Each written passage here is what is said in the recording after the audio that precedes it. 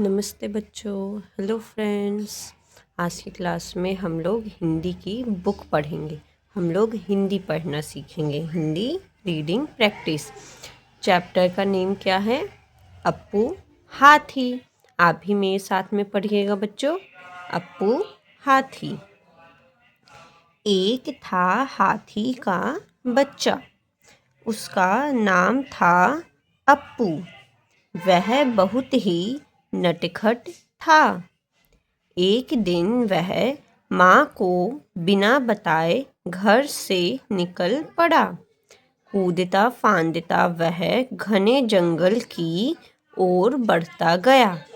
एकाएक उसने एक जगह बहुत सा गन्ना पड़ा देखा।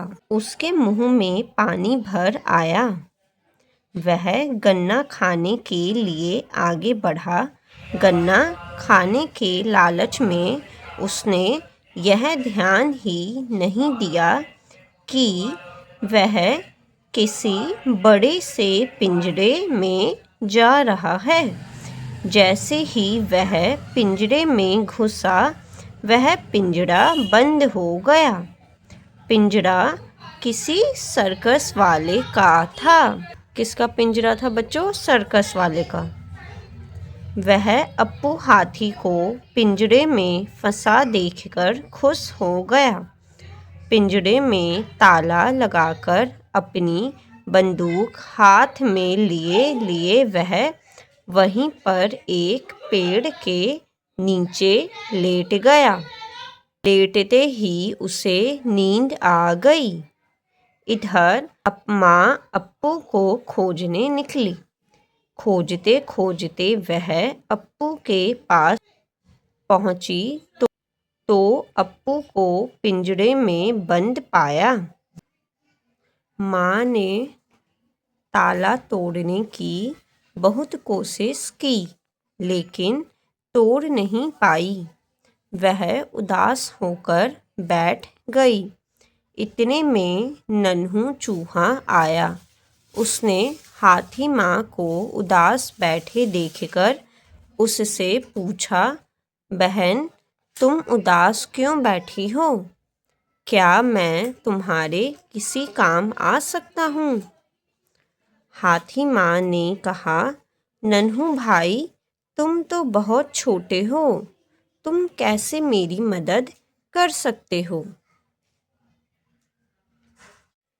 नन्हू ने मुस्कुराकर कहा, इसकी चिंता तुम मत करो, बस मुझे अपनी परेशानी बताओ।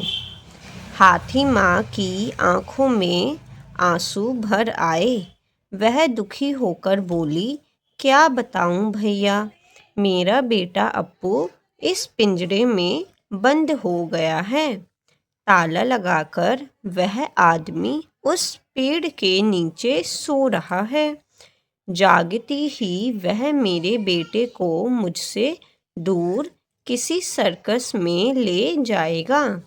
अब मैं अपने अप्पू से कभी नहीं मिल पाऊंगी। कहते ही उनकी आंखों से आंसू गिरने लगे।